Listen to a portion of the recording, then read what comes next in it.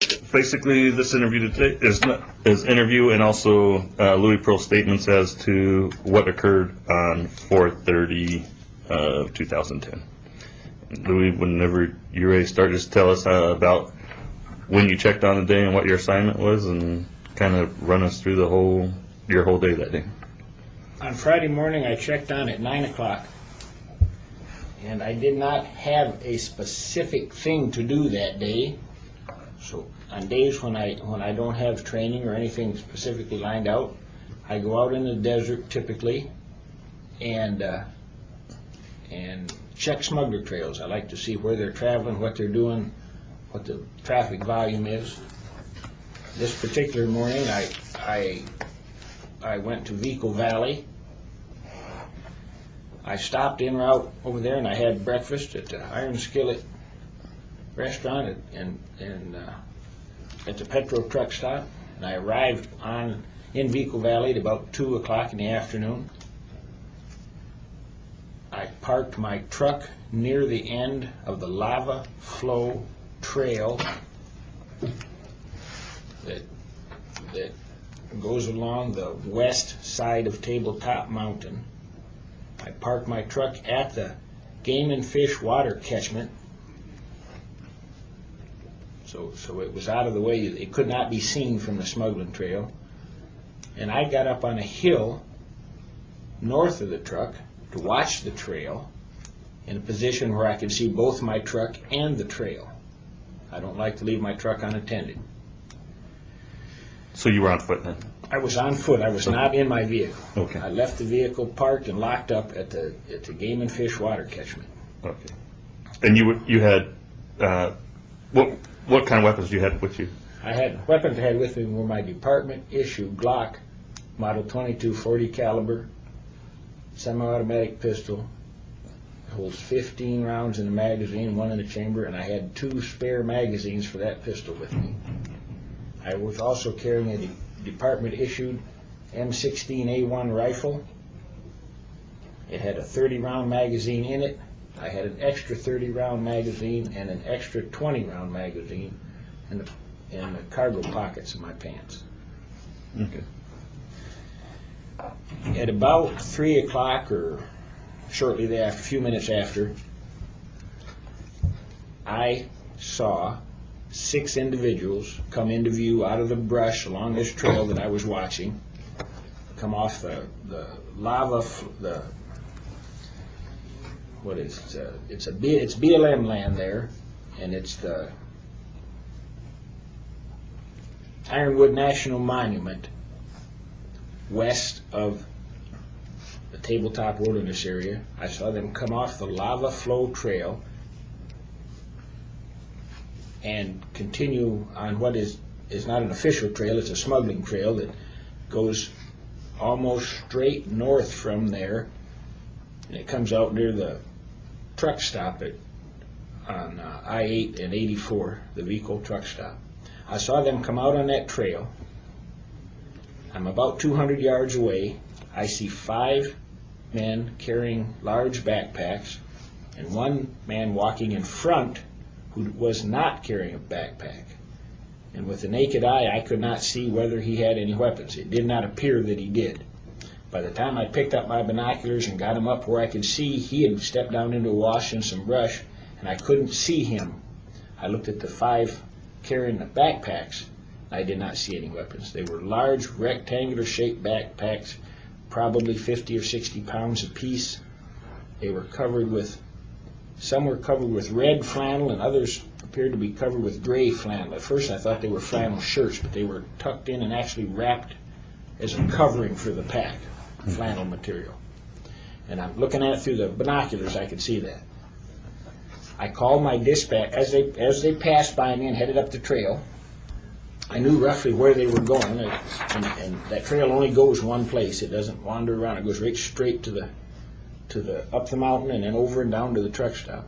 I called dispatch, told them where I was, what I was doing, what I'd seen, and that I was following these people, and I was going to try to stay back a couple hundred yards and keep them in sight, and that I would check back again later. I came down, once they got out of sight, I came down off the hill. I got onto the trail behind them, and I started to follow them. Every time I'd come to a rise in the terrain, I'd stop and wait for them to appear in front of me, and they'd go in and out of my view because it's not too heavily wooded or thick brush there, but the trail goes up and down out of washes. So they'd disappear for a few minutes, and they'd come up where I could see them. And I was keeping myself 200 or 300 yards back. I don't believe anybody in the group saw me. Anytime I had phone service, and I think before I got to the top of that saddle, I think I checked in with dispatch 2 times, but that'd be easy enough to verify with the phone. It was all by cell phone, so it would all be recorded. Told them what I was doing, where we were headed, and I was hoping to be able to intercept these people somewhere down on the other side of the mountain, down near the truck stop. I was hoping I could get deputies at the other end, or at least see where they stashed the dope. That was my intent. At this point, I did not intend to confront anybody or try to arrest anybody or anything. I was way outnumbered. I was by myself, and all I wanted to do was watch them and see what they were doing. As we came up into the saddle, and I don't know the name of that mountain there, but there's a big saddle south of the vehicle truck stop. It's a long, slow grade hiking. Those guys are carrying heavy packs. I expected them to stop up there somewhere and rest. The terrain narrows down to a narrow wash right there at the top of that saddle, and it's a natural bottleneck. And it's the only practical place for a person to walk, unless you just want to go straight cross country over the mountains. So all the traffic is funneled right through that one place, and I could see that's where they were headed. When I came to that rise, I stopped short of the rise, and I checked to see if I had phone signal, and I did not. I stuck my phone back in my t-shirt pocket. I looked down at my rifle. I flipped the sight, the rear sight on the rifle, from the small aperture to the large aperture. I was telling myself that if something was going to happen, these people were going to be up close and there'd be more than one of them. I did not know that anybody was armed. I didn't have any idea I might end up getting in a gunfight, but I was out there by myself. There was more of them than there was of me, and smugglers in this area have been photographed in the past month or so carrying automatic weapons. Right. So I was trying to be as prepared as I could, but I did not intend to confront or try to arrest anybody. I flipped that aperture up, and I put the selector switch on my weapon to full automatic. With that weapon in a low port ready position, I came up over that rise. I knew they'd be up there somewhere. I didn't know just where. I expected them to be down farther than what they were because there's a thicket down there, and that's where I thought they'd lay up and rest. What they did, right at the top of the rise, there's a place where there's trash bags and backpacks and water bottles laying all over the place. That's where the illegals normally stop and rest. They went to the first shade trees available. They didn't go quite down as far as I thought they might. I stopped up there and I looked all around. I didn't see anybody. I didn't hear anybody. I checked my phone, and I had phone signal. Do I need to say I'm pointing at the picture? Yeah, just Okay, pointing at picture number 1 here, and I'm showing where Jennifer, where we were standing. When we went out there and walked the scene, we took some pictures, and this is where I was standing, within a foot or two of where this started. I checked my phone at this point, and I had signal. So I called dispatch, and I called them on 911, hoping that they would be able to, because it's a brand new county issue it's a BlackBerry. Yeah. phone, and I was thinking they'd be able to track that phone with GPS, and they would know my exact position without me having to talk to them too much. Right. Turns out they couldn't. The best they could tell me was that I was hitting the cell tower down by the road at the truck stop. At I-8. At I-8, yes. While this was going on, the phone began to beep. Call waiting. I looked down and it said Brian Messing. That's my sergeant. He was calling me. They had told him, dispatch evidently had advised him what was going on, and he was headed that way, and he was calling me to find out what I was doing. And I answered the phone. And the first thing Brian says is, "Where are you?" And when Brian Messing said that, that man stood up in front of me about 25 yards away. I had a cell phone in my right hand and my GPS in my left hand. I had just read my GPS location to the dispatcher, and I still had everything in my hands when that guy stood up in front of me. When he first stood up, he did not see me initially. He did not come up ready to shoot. I don't believe he knew I was there until he actually saw me. When he stood up, his weapon was in his right hand, down by his side, pointed at the ground. He stood up, he was looking at the ground. Then he raised his head and looked up, and he saw me. Without a moment's hesitation, not a heartbeat's hesitation, he brought the weapon up to waist level and began firing what looked to me to be a folding stock AK-47 with the stock folded. He was firing it from the hip. I saw the first round go off, the muzzle flash from what I believe is the first round, and I felt the impact. When I saw him, I had dropped my cell phone and my GPS to the ground and grabbed my rifle that was slung in front of me and began to bring it up.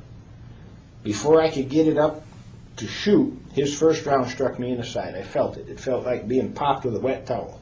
And I knew I'd been hit, and I knew that if I went down or stopped shooting, there's a good chance I was going to be killed.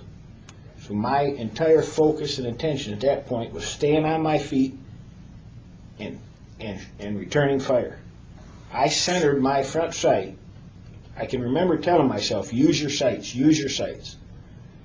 I centered my front sight, center mass, and I squeezed a short burst on full automatic at the man that was shooting at me, and he fell to the ground to his left, my right, immediately. Went out of my sight. I never saw him again, and I don't believe that any more gunfire came from his position. But I cannot swear to that, but I don't think it did. Did he say anything when he saw you? Nobody ever said a word. There was not time to speak a syllable. Right. He did not hesitate an eye blink. Okay. From the time I saw him, from the time he and I saw each other till we started firing, not a second elapsed, not a full second elapsed. It was that quick. Right. He fell from my view. I had fired a burst from my weapon, probably, I don't know, I'm guessing 8 or 10 rounds. It was a pretty good burst on full automatic. When he hit the ground, before I could do anything else, I started taking fire from my right. A rifle and a pistol both began firing off to my right, as close or closer to me than he was. Everything occurred here within a 25 or 30 yard circle at most. I dropped to the ground to get myself down out of the line of fire. I don't think those people who were shooting could actually see me because the rounds were all cracking in the air above my head. Nothing struck around me close in the dirt or anything like that. It was all cracking in the air above my head. I was fearing at this point that they would rush me.